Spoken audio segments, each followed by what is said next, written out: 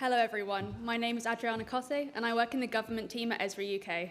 And I'm joined by my colleague James Findlay, who is a junior consultant in our pre-sales team. In this session, we'll be exploring how you can power up your field maps using ArcGIS Arcade. For those of you who might not know what Arcade is, it's Esri's portable, lightweight, and secure expression language that can be used to create custom content in ArcGIS applications. Some common use cases for Arcade include styling and labeling your maps, creating custom symbology, as we can see in the left-hand photo, or to create informative pop-ups, as shown in the middle, or even to perform field calculations on your data. So today, we're going to show you how you can front-load your fieldwork using Arcade to increase efficiency for the end user and remove manual decision-making. We'll be showing Arcade in ArcGIS field maps to conduct tree inspections and automate future scheduling. And we'll then show you how to use Arcade in ArcGIS QuickCapture to quickly gain a view of your estate and understand which assets might need fixing during an extreme weather event. So we'll start with some light scripting lines that can elevate your applications for those who might not have much experience with Arcade. And then throughout the session, we'll be building up to write some more advanced lines of scripting. So in order to map our estate and the trees that need maintaining, we've used the following data sets to get to our starting point today. Esri UK's title info has been used to find all of the land owned by our proprietor. And this is derived information on title plans published by Land Registry. Then we've used Ordnance Survey's master map topography layer to classify the land and to understand where the buildings, green spaces, parks, paths, and roads and additional assets are located. And finally, to understand the trees that we're responsible for, we've used Blue Sky's national tree map to understand the locations and heights of every single tree above 3 meters tall. So we've created a basic ArcGIS field maps form using out-of-the-box functionality with no Arcade. This form is designed for a member of field staff to conduct a tree inspection. When the user edits the form, they'll take a photo of the tree and manually input their name. So this tree is being surveyed on its species, health, and risk. And all of these factors are going to determine how the tree is maintained going forwards, whether it needs cutting, and when it will next be inspected. Currently, the field user is manually making these decisions, and this subjective process can result in varying interpretations of when the tree will need cutting within our field team. There's currently no uniform business process for scheduling tree maintenance, so we're going to use Arcade to automate parts of this process by using calculated expressions to make these decisions for the end user at the point of capture. We can add Arcade directly into our forms using the Arcade editor in field maps. This will enhance our data capture and our user experience. Let's take a look at the web designer.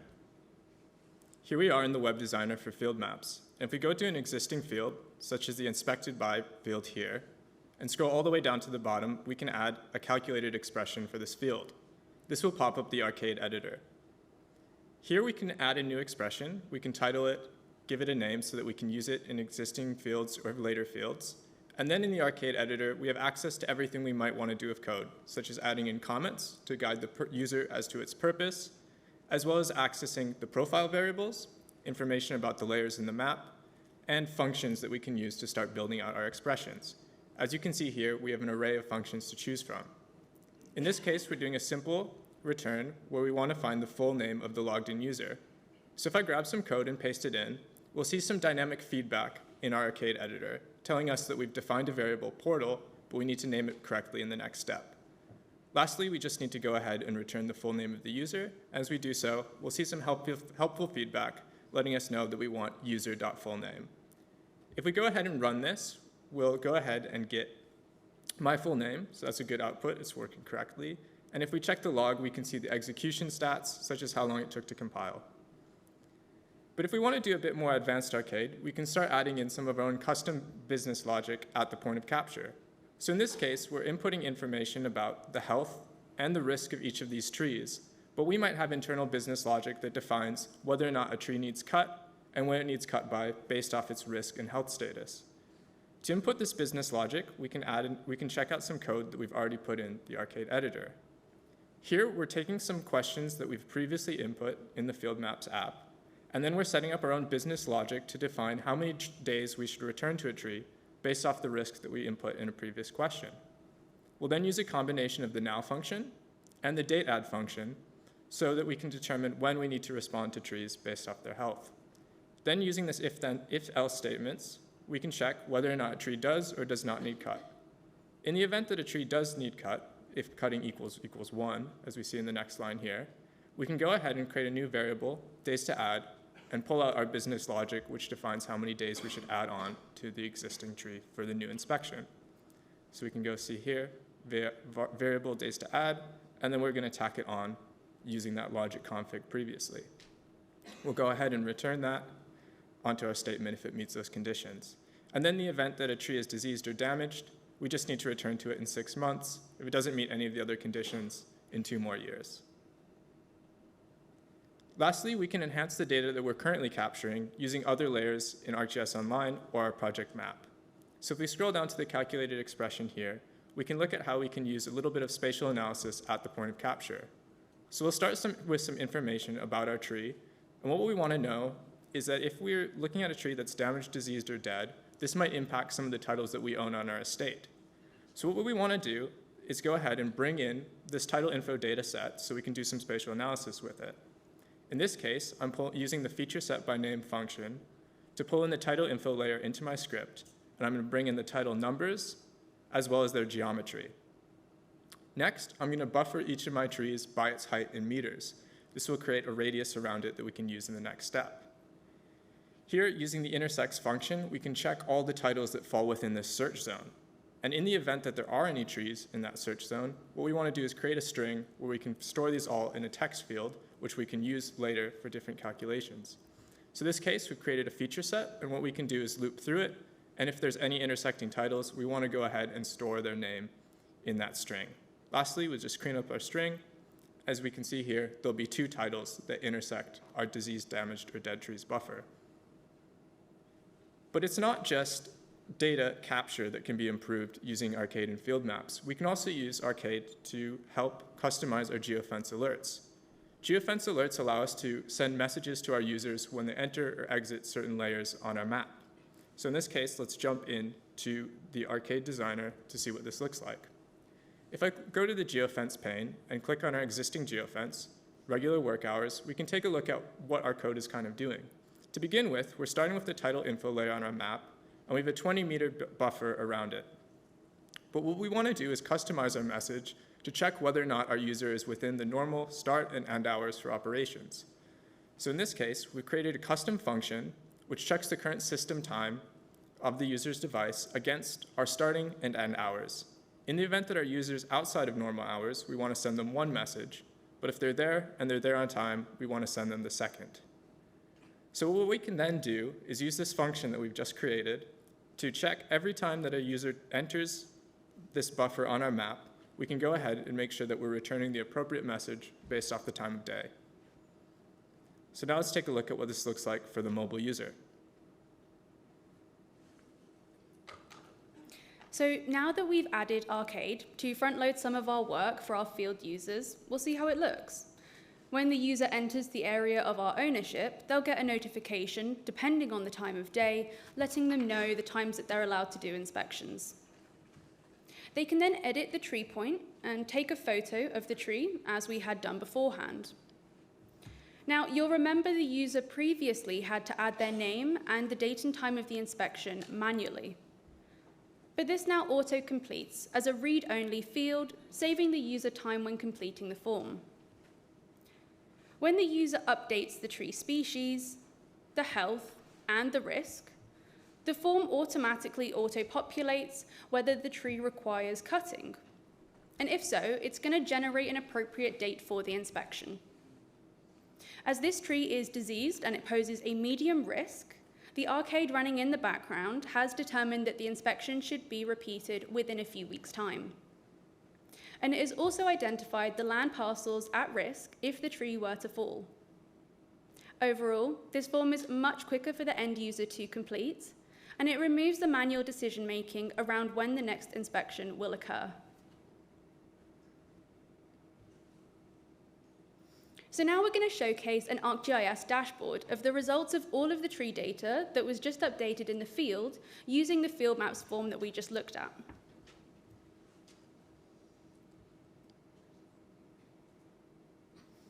We can see here that the trees are symbolized depending on when their inspection is scheduled for. So those in dark green have upcoming inspections, whereas the transparent points have inspections in a few years' time.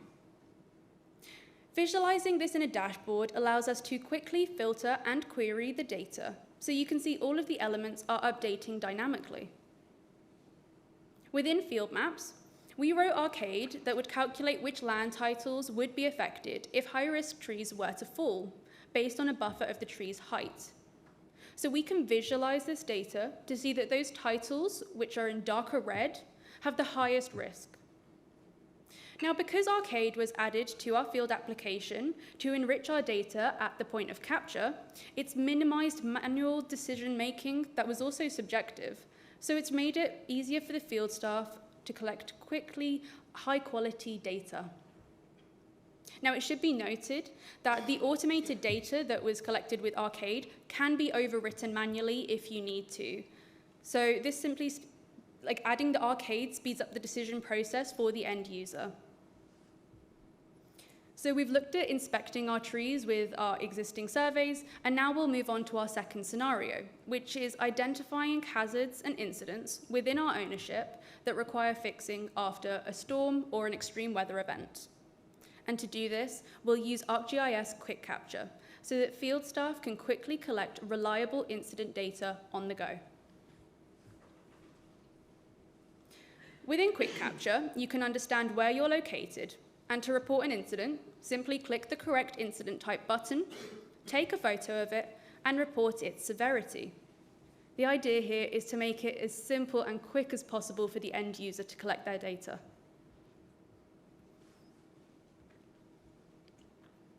So now we're going to see what the results of this ArcGIS QuickCapture data look like in a dashboard.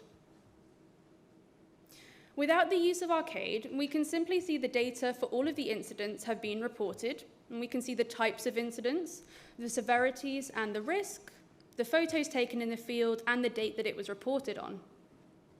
Now, if we were to add Arcade into QuickCapture, this actually will not change how the user interacts with the mobile application. But what it will do is enrich the data collection with additional attributes that the user didn't record, but that can be identified from other features. So James is now going to talk through how we can add Arcade into ArcGIS QuickCapture's web designer, so that the additional data is collected without our end user having to go through any more steps than we just saw in the mobile application. What's great about Arcade and QuickCapture is that the code runs sequentially, meaning we can use the results of previous fields to inform the scripts and results of subsequent. In addition, we can do what we did in field maps, where we can take other layers from our project map or ArcGIS Online to enhance the data we're currently capturing. Let's jump into the project designer to take a look at what this looks like. If we pull up an existing incident type and jump over to the Data tab, we can see all of the fields that, one, the system captures, such as the inspector's name, as well as the user inputs, such as incident type and severity, and then in red, all of the fields that are auto-calculated by Arcade. In this case, let's take a look at the Find All Functional Sites example. We're currently reporting on incidents, but what we might want to know is whether these incidents have any impacts on public sites around the estate that we're working with.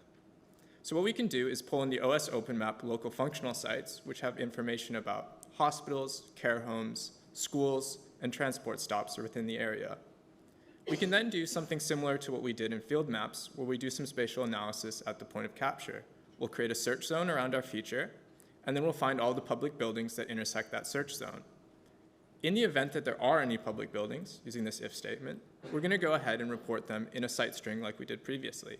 So we'll iterate through all of those buildings in our feature set that intersect. We'll pull out their names and their themes. We'll go ahead and clean up that string, and once we run it, we'll see that we're going to pull out Loughborough Primary School, which is an education site. What we can then do is use the results of this script to inform our risk level. Our users will be inputting their perceived severity for each of the incidents, but what we want to do is modify this based off proximity to public sites. So what we're going to do is start with answers to the previous questions, start to pull those out and declare them as variables, and then we're going to define our own business logic like we did previously, but in this case, we're going to determine how many risk levels we're going to increase it based off proximity to different themes. So if it's a medical care facility, let's increase the risk by 3, a school by 2, a bus stop by 1. We can then go ahead and check if any of those themes exist in the site string that we just ran in the previous step. If they do, we want to go ahead and adjust the risk accordingly. So at the end, we'll just go ahead and return our risk total. In this case, when we run it, we'll see that we've upped it to 4 to account for this education site.